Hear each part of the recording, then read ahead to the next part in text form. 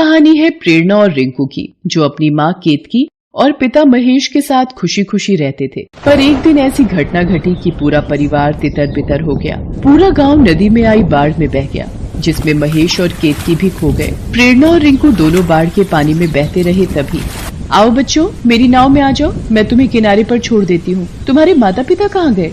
प्रेरणा और रिंकू नाव में बैठ जाते हैं और उस औरत को सारी बात बताते हैं। वो औरत उन्हें खाने का सामान देती है। तभी वो औरत मन में सोचती है, क्यों ना मैं इन बच्चों को अपनी बेटी सुजाता के घर छोड़ दूं। वो अकेली घर के काम में लगी रहती है, उसे घर का काम करने के लिए 2 नौकर मिल जाएंगे। प्रेरणा और रिंकू को वो औरत दूसरे गांव ले आती है। बच्चों देखो, हम गांव पहुंच गए। तुम दोनों बिल्कुल अकेले हो। मैं तुम्हें इधर उधर नहीं भटकने देना चाहती। यहाँ गांव में मेरी बेटी सुजाता रहती है। आज से तुम दोनों उसी के घर में रहोगे। आपका बहुत बहुत शुक्रिया नानी माँ। रिंकू, हम इन नानी माँ के साथ चलते हैं। वो औरत, जिसका नाम कौशल्या था, चालाकी से प्रेरणा और रिंकू को अपनी बेटी सुजाता के घर ले जाती है। माँ, ये दोनों बच्चे कौन है? कौशल्या सुजाता को कमरे में ले जाती है। अरे, ये दोनों बच्चे अनाथ हैं। मैं तेरी देखभाल के लिए लाई हूँ। अब तू इनसे ही सारे काम करवाना और एक वक्त की रोटी दे देना। पड़े रहेंगे किसी कोने में। माँ, तुम देखने में तो बड़ी भोली भाली हो, पर हो मेरी ही माँ। अच्छा फंसाया इन चूजों को। कौशल्या बच्चों को छोड़कर अपने घर वापस चली जाती है। सुजाता प्रेरणा और रिंकू से घर का काम करवाती थी। बेचारे बच्चे कुछ बोल नहीं पाते थे। एक दिन सुजाता का पति किशन बोला, सुजाता, पहले तो तुम्हारी माँ इन मासूम अनाथ बच्चों को बहाने से अपने साथ यहाँ लाई और तुम इनसे सारा घर का काम करवाती हो। थोड़ा तो भगवान से डरो। तुम अपने काम से काम रखो, बीच में मत पड़ो। पता नहीं ये दोनों अभी तक लौटे क्यों नहीं। बाजार गए तो इन दोनों को बहुत देर हो गई। सुजाता प्रेरणा और रिंकू को बाजार से सामान लेने भेजती है। वो दोनों सामान ले ही रहे होते हैं, तभी उन दोनों को एक सजा हुआ पंडाल दिखाई देता है। प्रेरणा और रिंकू उस पंडाल के अंदर चले जाते हैं। ये लो बच्चों, माता रानी का प्रसाद। अंकल, आज कोई त्योहार है क्या? यहाँ पंडाल क्यों सजा हुआ है? बच्चों, आज से माँ दुर्गा का नवरात्रि उत्सव आरंभ है, जो 9 दिन तक चलेगा। अंकल, हमें ये प्रसाद रोजाना मिलेगा? हाँ बेटा, ये पंडाल 9 दिन तक सजा रहेगा और यहाँ पर माँ दुर्गा की पूजा और आरती की जाएगी। दीदी, तुम्हें याद है माँ और बाबूजी भी नवरात्रि व्रत रखते थे और नवमी पूजन में हम पूरी हलवा चने का प्रसाद खाते थे। हाँ रिंकू, और माँ कहती थी कि जिनकी माँ नहीं होती उनकी दुर्गा माता माँ होती है। हम रोजाना इस पंडाल में इनकी पूजा करने आएंगे। प्रेरणा और रिंकू खुशी खुशी घर जाते हैं, पर घर पहुँचते ही सुजाता का गुस्सा 7वें आसमान पर होता है। कहाँ थे अब तक तुम दोनों? मेरी माँ तुम्हें इसलिए यहाँ नहीं छोड़ गई कि तुम दोनों भाई बहन मुफ्त की रोटियां तोड़ो। अगर एक काम में ही घंटों लगा दोगे तो पूरा दिन घर का काम कौन करेगा? अब तुम दोनों को पूरे दिन खाने में सिर्फ 1 रोटी मिलेगी। चलो जाओ, काम करो। दीदी, सुजाता आंटी बहुत गंदी हैं। उन्होंने बोला था वो हमें माँ की तरह प्यार करेंगी, पर वो हमें बिल्कुल भी प्यार नहीं करती। कोई बात नहीं रिंकू, हम रोजाना माँ दुर्गा के पास जाएंगे और उनकी पूजा करेंगे। वो हमें माँ का प्यार जरूर देंगी। प्रेरणा और रिंकू रोजाना चुपचाप पंडाल में माँ दुर्गा की पूजा करने जाने लगे। सुजाता उन दोनों को भूखा रखती थी, मगर पंडाल में मिले भंडारे को खाकर प्रेरणा और रिंकू अपनी भूख मिटा लेते थे। एक दिन, ये तुम दोनों रोजाना कहाँ जाने लगे हो? आंटी, वो हम माँ दुर्गा के पंडाल में नवरात्रि पूजन के लिए जाते हैं। क्या नवरात्रि पूजन? अच्छा, तभी मैं कहूँ घर की साफ सफाई इतने गंदे तरीके से क्यों हो रही है और आजकल जल्दी जल्दी काम कैसे खत्म हो जाता है। बहुत हो गई नवरात्रि पूजा। तुम अनाथ बच्चों की नवरात्रि पूजा तो मैं करवाती हूँ। आज से कहीं भी आना जाना बंद। अब से 2 दिन तक एक बूंद पानी भी नहीं मिलेगा और चुपचाप सारा काम करोगे। किशन भी दूसरे गांव गया हुआ था, वरना सुजाता ऐसी हरकत ना करती। बेचारी प्रेरणा और रिंकू भूखे प्यासे रोते हुए घर का काम करते रहते हैं। दीदी, तुम तो कहती थी कि दुर्गा माँ चमत्कार करती हैं, वो हमारी मदद क्यों नहीं कर रही हैं दीदी? रिंकू, नवरात्रि उत्सव है, इसलिए माँ दुर्गा के दरबार में बहुत सारे भक्तों की भीड़ लगी होगी। हो सकता है उन भक्तों की इच्छा को पूरा करके वो हमारी मदद करे। नादान मासूम बच्चे दुर्गा माँ को याद करते हैं और फिर से काम करने लगते हैं। रिंकू सुजाता के पास रसोई में जाता है। आंटी, बहुत प्यास लगी है, मैं थोड़ा सा पानी पी लूं? कोई पानी रोटी कुछ नहीं मिलेगा, जा यहाँ से। रिंकू वहाँ से चला जाता है। तभी, आहा, गर्मा गर्म हलवा और पूरी खाने का अलग ही मजा है। जल्दी जल्दी खा लेती हूँ, वरना इन भूखे भाई बहनों की नजर लग जाएगी। आई माँ, बचाओ, मैं मर गई। सुजाता के हाथों पर गर्म तेल की कढ़ाई गिर जाती है। वो दर्द से चिल्ला पड़ती है। प्रेरणा और रिंकू भागे भागे आते हैं। सुजाता आंटी क्या हुआ? अरे ये गर्म तेल आपके हाथों पर कैसे गिर गया? कोई डॉक्टर को बुलाओ, मेरे हाथों में बहुत जलन हो रही है। आंटी मैं पड़ोस वाले डॉक्टर अंकल को बुलाकर लाती हूँ। प्रेरणा डॉक्टर को लेकर आती है। डॉक्टर मरहम पट्टी कर देता है और दवाइयां दे जाता है। प्रेरणा और रिंकू सुजाता की बहुत देखभाल करते हैं। सुजाता ये सब देखती है तो उसकी आंखों में आंसू आ जाते हैं। 2 दिन बाद नवमी का पूजन था। किशन भी वापस आ जाता है। सुजाता बच्चों से बोली, प्रेरणा, रिंकू, बच्चों तो मुझे बता रहे थे कि आज नवरात्रि की समाप्ति का दिन है। नवरात्रि उत्सव के लिए जो पंडाल सजा हुआ है, क्या हम सब मिलकर दर्शन करने के लिए चले?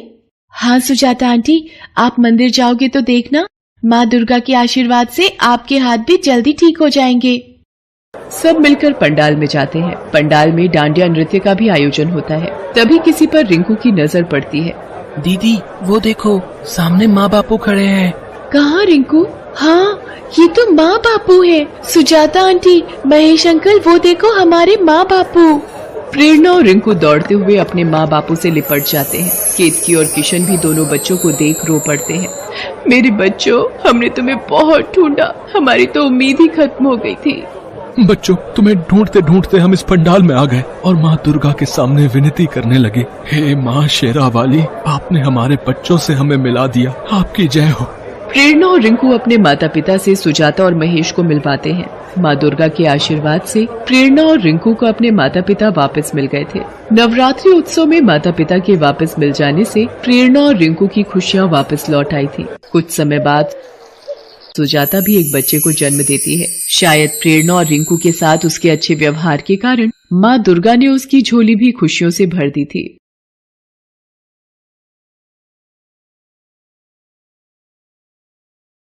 नीले आसमान में एक आकृति दिखाई दे रही थी जो अपने भैंसे पर सवार होकर जा रही थी।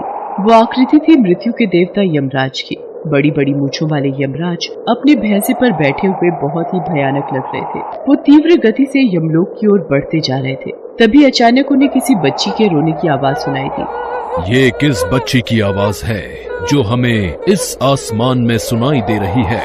ये तो असंभव है। उन्होंने अपने भैंसे को अपनी गति कम करने का आदेश दिया। आप तनिक अपनी गति कम करिए, हमें यहाँ किसी बच्ची के रोने की आवाज सुनाई दे रही है। यमराज का भैंसा आसमान में ही रुक गया। यमराज को अब भी उस बच्ची के रोने की आवाज सुनाई दे रही थी। आखिर कहाँ से आ रही है ये आवाज? कौन है? तभी यमराज की नजर छोटी सी ललिया पर गई जो बैसाखी के सहारे सहमी सी खड़ी थी और वो लगातार रोए जा रही थी। यमराज उसकी ओर आश्चर्य की नजर से देख रहे थे और ललिया उन्हें घूर कर देख रही थी। तुम कौन हो और तुम यहाँ कैसे आ गई? मैं तो ललिया हूँ। आप कौन हैं? हम यमराज हैं। यमराज? अच्छा तो आप हैं यमराज। आप मेरी माँ को वापस करिए। तुम्हारी माँ? कौन है तुम्हारी माँ? हमारे पास तो तुम्हारी माँ नहीं है। आप झूठ मत बोलिए, सभी तो कह रहे थे कि आप मेरी माँ को यमलोक लेकर जा रहे हैं। उसकी बात सुनकर यमराज ने अपनी आंखें बंद की और कुछ देखने की कोशिश की। उन्होंने देखा कि जोरों की बारिश हो रही थी। शकुंतला बहुत देर से बारिश के बंद होने का इंतजार कर रही थी, लेकिन बारिश थी कि रुकने का नाम ही नहीं ले रही थी। उसकी छोटी बेटी ललिया बिस्तर पर लेटी हुई थी। अच्छा, तो ये है इसकी माँ। शकुंतला की दिव्यांग बेटी ललिया को कल रात से तेज बुखार था। शकुंतला ने उसे रात को दवा दी थी, लेकिन उसका बुखार नहीं उतर रहा था। अब घर में बुखार की कोई और दवा थी नहीं, इसलिए वो बारिश के थमने का इंतजार कर रही थी ताकि वो बाहर से दवा ले आए। ललिया को अभी भी तेज बुखार था। माँ, ये बुखार बिल्कुल भी अच्छा नहीं होता, तुम इसे भगा दो ना। हाँ बेटा, अभी एक दवा और दूंगी, फिर तुम्हारा बुखार भाग जाएगा। थोड़ी देर में बारिश बंद हो गई। शकुंतला ने ललिया से कहा कि ललिया, बारिश बंद हो गई है, मैं तुम्हारी दवा लेकर तुरंत आती हूँ, तुम परेशान मत होना। जल्दी आ जाना माँ।